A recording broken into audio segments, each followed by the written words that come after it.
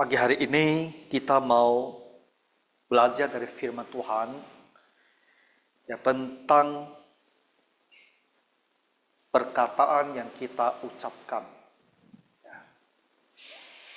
Apa yang kita katakan itu bisa menolong orang, ya, bisa menguatkan hati, bisa memberi orang menjadi bersemangat. Tapi kata-kata yang tidak baik itu juga bisa membuat orang jadi kecewa. Nah,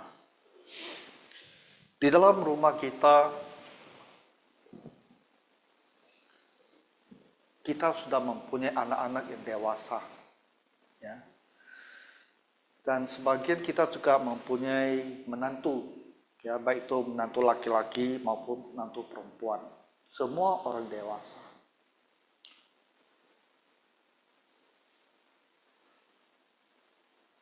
Dan kita barangkali menyadari, ya, dari tahun-tahun yang sudah kita lalui bersama mereka, mungkin ada kata-kata yang pernah menghibur hati mereka, tapi juga mungkin ada kata-kata, ya, yang membuat mereka tertekan, ya, menjadi kecewa. Nah, Amsal pasal 12:25 mengatakan, ya, kekhawatiran dalam hati membungkukkan orang. Nah, hidup ini ada banyak kesusahannya. Ada hal yang tidak jelas, tidak pasti di masa depan. Ada hal yang sedang kita alami dan itu tidak menyenangkan. Dan itu membuat kita seperti orang yang jalannya bungkuk, ya. Kenapa? Hatinya tidak gembira, tidak senang, banyak pikiran. Jadi dia jalan tuh matanya melihat ke lantai. Kan begitu kita, benar tak? Ya.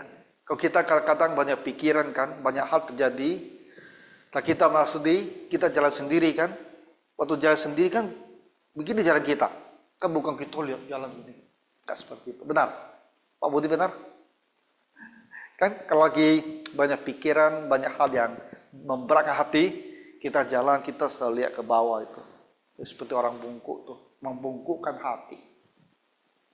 Tapi ya, dalam keadaan seperti ini, kalau ada perkataan yang baik, perkataan yang menghibur, perkataan yang memberikan pengharapan, hati kita menjadi gembira kembali. Jadi kita menyadari kata-kata itu bisa mempunyai efek yang sangat besar. Kata-kata yang salah bisa membuat orang jadi bungkuk hati. Tapi kata-kata yang tepat, yang baik bisa menggembirakan hati. Tapi kita semua sudah berusia tinggi, ya. Wah, sudah banyak hal yang kita katakan mungkin sudah tak bisa kita perbaiki lagi. Ada kata-kata baik yang menggembirakan hati. Ada kata-kata juga yang mungkin membungkukkan hati orang lain. Tapi sudah terjadi. Nah, Bapak Ibu sekalian, dari pengalamannya, kata-kata baik, yang menggembirakan, maupun yang membuat orang kecewa, itu membekas di dalam hati. Dan sepertinya itu sulit dilupakan. Saya pagi ini mau cerita sedikit lah pengalaman saya. Karena tadi malam ibu pendeta saya di Singapura meninggal dunia. Ya. Ibu pendeta yang juga ibu asrama waktu saya masuk sekolah teologi, 39 tahun yang lalu. Tadi malam kami dapat kabar Tuhan sudah memanggil dia di usia 86 tahun, ya, usia tinggi. Tentu kabar demikian membuat kita merasa sedih. Ya. Pada Senin saya akan ke sana untuk menghadiri kebaktian penghiburannya, dan Selasa siang pemakaman. Jadi waktu saya mendengar kabar ini pasti terlintas kan tahun-tahun yang kita lalui dulu di sekolah. Saya masuk sekolah teologi itu usianya itu mendekati 20 tahun gitu. Masih sangat muda kan. Sekarang udah tua. Itu baru hampir belum 20 tahun saya masuk sekolah teologi. Tapi kenang-kenangan dari masa itu tak bisa dihapus di dalam benak. Jadi waktu saya mendengar ibu itu sudah panggil Tuhan, apa yang terlintas di kepala saya? Apa yang terlintas? Apa yang terlintas di kepala saya dengan Bapak Pendeta Timothy Tok yang juga sudah almarhum, suami istri ini. Karena saya lama tinggal di sana itu. 5 tahun yang pertama, 5 tahun. Dan mereka juga tinggal bersama ya di sekolah, jadi hubungan interaksi sangat kencang. Tiap hari pasti berhubungan.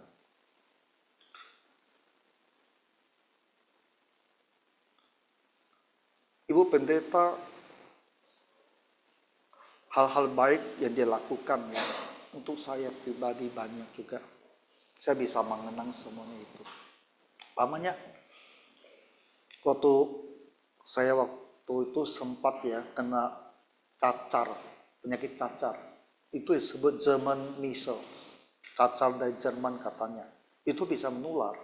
Jadi dia atur supaya saya di karantina di satu ruangan di sekolah sendirian di sana. Kalau diaturnya makanan saya setiap hari 3 kali diantar, taruh di pintu luar itu. Dia minta salah satu mahasiswa lain antar makanan saya di luar pintu. Setelah dia pergi baru saya buka, saya ambil. Dia yang aturkan gitu. Ibu pendeta yang aturkan. Itu saya syukuri, saya ingat terus. Sudah berapa lama? Hampir 40 tahun lalu. Waktu saya selesai sekolah, mau pulang, dia panggil saya. Dan dia kasih sebuah kado gitu. Kamu tahu apa dia kasih sama saya? Satu spray, bed sheet, ya spray tempat tidur untuk single bed. Nah, dia kasih saya masih bisa teringat ya, corak warna-warni daripada spray itu. Dan saya pakai itu lama sekali itu sampai benar-benar rusak. Ini hal-hal baik yang saya teringat ya untuk Ibu Pendeta. Bu Pendeta dia itu harus mengurus asrama, mengurus banyak mahasiswa, sebagian juga masih seperti saya usia masih muda. Jadi dia itu disiplin sekali dan juga keras. Nah, jadi waktu saya mengingat dia tadi malam, saya dengan sendirinya teringat kepada perkataan-perkataan yang pernah dia sampaikan sama saya yang tidak enak. Jadi saya pikir, kenapa ya? Kenapa saya ingat semua kata-kata itu? Karena kata-kata itu tidak enak di hati.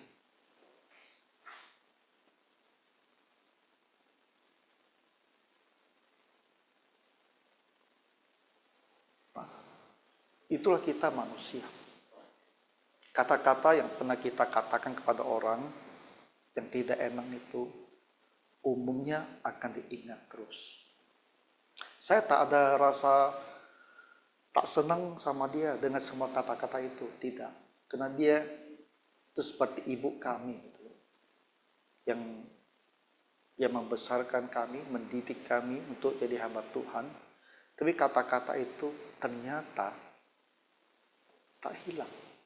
Teringat dia, teringat kata-kata itu.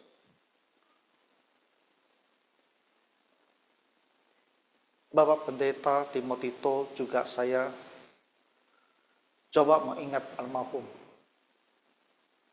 Dia sudah meninggal hampir 2009, 15 tahun lalu. Ya. Saya juga teringat kata-kata dia. Kata-kata dia sangat menghiburkan saya, membangun sekali. Contohnya ya, kita nih kan belajar, satu kali ya, di kelas ya, dia lagi mengajar loh. Lalu tiba-tiba dia bilang apa tadi? Dia bilang sama semua mahasiswa itu, kalau kalian mau belajar bahasa Inggris dengan baik, tanya sama Kentoro gimana caranya. Nah, kan sangat bangga sekali itu. Jadi habis kelas itu ya, itu sejumlah anak-anak kan dari negara-negara Asia Tenggara datang tanya saya, Kentoro, gimana caranya kamu belajar bahasa Inggris? Itu kata-kata yang menghibur, itu juga kita ingat terus. Kita bisa lupa.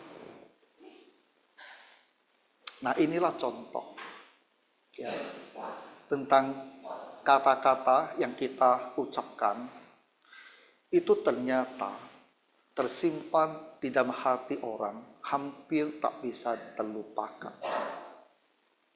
Jadi menyadari betapa pentingnya kata-kata yang kita ucapkan, maka kita benar-benar harus hati-hati dalam berkata-kata. Jadi kepada anak-anak kita yang sudah dewasa, menantu kita terutama, kita harus pikir baik-baik apa yang mau kita ucapkan. Ya. Kalau kata-kata itu sifatnya menegur, barangkali memang ada benarnya bahwa sifat kelakuan perbuatan mereka itu salah.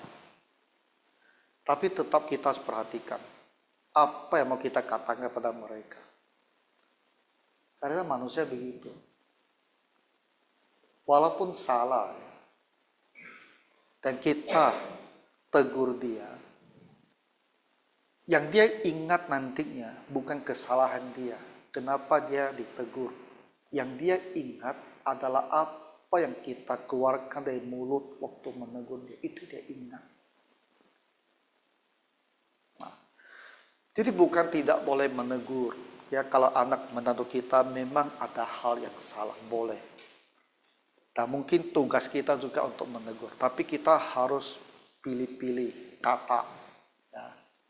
Mimik muka kita juga perlu dijaga sedikit pada saat kita menyampaikan teguran itu. Supaya teguran itu sampai di mereka, maksudnya tujuan kita tercapai, dan itu tidak sebegitu menyakitkan hati. Karena itu akan mereka ingat untuk waktu yang lama sekali. Jadi Bapak Ibu, pertimbangkan baik-baik ke depan. Mungkin yang lalu sudah berlalu ya, kita tak bisa buat apa-apa lagi. Tapi ke depan coba, kalau kita ada kebiasaan ya berkata-kata dengan keras terhadap mereka, saya rasa kita harus coba diperbaiki. Ya. Sehingga mereka pun bisa merasakan ada perubahan dalam diri kita, dan mereka merasa itu hal yang baik. Karena kata-kata demikian akan bisa membuat mereka terasing dari kita, ya, menjadi kecewa. Jadi cobalah dipertimbangkan ya, bagaimana kita berkata-kata kepada mereka selama ini. Kemudian kata-kata yang baik itu menggembirakan hati. Nah, ini satu hal yang bagus untuk kita pelajari. Mereka, anak-anak ini, ada waktunya mungkin mereka lagi sedih, lagi kecewa.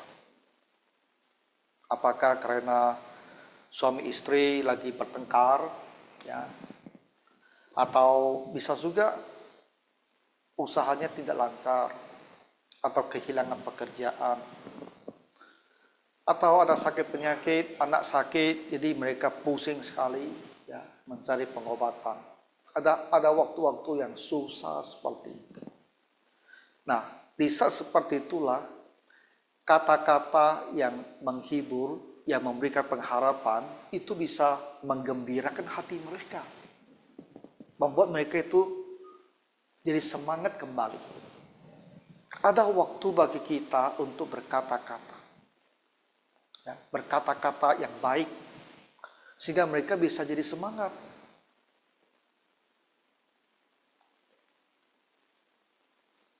Pernahkah kita lakukan hal seperti ini? Kalau kita lihat ini, anak menantu, kelihatannya murung sekali, ya, ada masalah yang sedang mereka hadapi. Ada tidak kita memberikan kata-kata yang menghibur? Contohnya ya, ini tentang hubungan suami istri ini. Namanya anak laki-laki kita, kedengaran desas-desus, dia punya pacar lagi di luar. Nah, ini bukan tak mungkin. Dari waktu ke waktu kita dengar kejadian seperti itu. Lalu menantu promo kita kan, dia pasti kecewa sekali dan dia pasti sedih di rumah. Kita lihat, dia tahu itu. Apa yang kita katakan kepada menantu kita ini? Kita harus hibur dia. Kita jangan bilang sama dia, laki-laki itu biasalah. Ya, di luar mereka punya teman perempuan banyak, itu hanya main-main di luar, tidak apa-apa. Kadang-kadang mertua ngomongnya seperti itu, benar? Ya, benar tak, Bu Ewa? Mertua ngomongnya seperti itu, ya kan? Kalau kita ngomong seperti itu, menghibur tak sama menantu kita itu? Bilang dia hanya main-main di luar. Main-main pun tak boleh. Karena perempuan mana boleh dia itu tahu suaminya di luar ada perempuan lagi, katanya main-main di luar, asal jangan bawa pulang tak apa. Bu Aboy kan ngomong itu orang ya, betul tak? Boleh tak ngomong seperti itu? Tak boleh. Nah, benar, tak boleh itu. Karena menantu kita itu tak bisa terima kita ngomong seperti itu. Dia marah kecewa gitu. Jadi mertua mak saya juga gitu cara pikir dia. Jadi aku ini apa? Tak boleh ngomong seperti itu. Kita harus bilang sama menantu kita, kamu berdoa saja. Aku tegur nanti anak itu.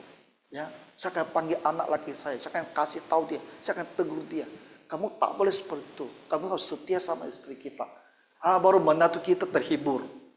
Karena ada mama mertua yang belain dia. Setidaknya dia merasa di rumah ada orang belain, dia bisa terhibur dan senang. Ada pengharapan, ya suaminya itu kelakuan buruknya nanti bisa berakhir, bisa berhenti. Kita harus bantu anak kita itu. Menantu itu ngomong yang baik, yang benar, yang kasih pengharapan.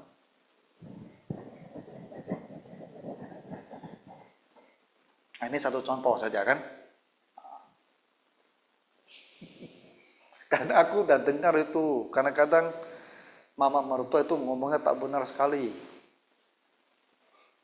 Ada yang bilang lagi, kamu yang salah, tak bisa ngurus istri, tak bisa ngurus suami, sampai suami kamu cari perempuan di luar. Wah, salah lagi saya. Kadang ada mertua ngomong seperti itu.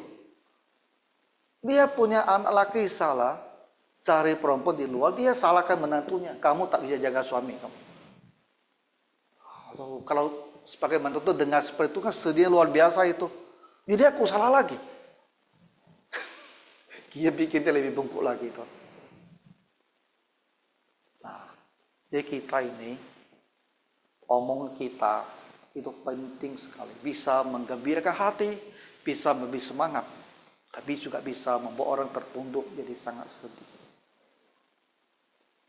Jadi marilah kita belajar ya bagaimana berbicara menggembirakan hati. Kalau anak laki kita kehilangan pekerjaan, bagaimana kita menggembirakan hati dia? Kita bilang ya, kamu yang penting kamu terus cari kerja ya. Kalau kita melihat dia itu begitu sulit keuangan dan kita masih punya, cobalah ambil sedikit bantu dia, bilang ya saya bantu kamu, jadi masih ada uang untuk kebutuhan keluarga, jadi dia jadi semangat. Tapi ada orang tua itu uang tak boleh keluar, uang tak boleh keluar, anak usaha gagal, tapi dia punya rumah, punya simpanan banyak, dia tak boleh keluar. Tapi nanti kamu udah tua menikah, semua juga wariskan sama dia. Tapi kenapa tak boleh keluar padahal tidak susah seperti itu? Keluarkanlah, kasih dia penghiburan gitu. Bantu dia ya. Kamu nih dikasih lagi bantuan, kebutuhan hidup bisa tetap jalan. Dan kamu cari kerja, jadi kita semangat gitu. Nah, jadi kita ini sebagai orang tua, ya, kata-kata kita itu bisa menggembirakan hati, ya, membangun anak-anak kita. Jadi kita harus belajar mau melakukan, karena mereka itu anak kita, ya, anak kita, dan kita harus menolong mereka di saat mereka itu seperti orang bungkuk, bangunkan dia. Nah, dengan anak kita ya, barangkali banyak hal sudah terjadi lah. Kita hanya bisa coba perbaiki. Tapi sama cucu kita, ini bagus. Kan cucu kita masih kecil. Kita harus berkata-kata yang baik kepada anak cucu kita. Kata-kata yang selalu memberi mereka semangat, berikan mereka pengharapan, berikan mereka hal-hal ajaran-ajaran baik. Jadi nantinya cucu-cucu kita ini, kalau mengingat kita, dia ingat terus semua kata-kata yang baik dari kita kepada dia. Jadi kita masih punya kesempatan untuk berkata-kata kepada cucu. Kalau anak-anak mungkin udah banyak terjadi, ya. Tapi sama cucu kita bisa mulai membangun, berkata-katalah semua hal-hal yang menggembirakan hati, yang membangun dan memberi mereka semangat. Jadi saya pikir Bapak Ibu, ini saja hal-hal yang mau saya sampaikan. Ya, kita tutup dengan satu ayat juga di Amsal pasal 16 ayat 24 berkata demikian. Perkataan yang menyenangkan ada seperti sarang madu, manis, enak.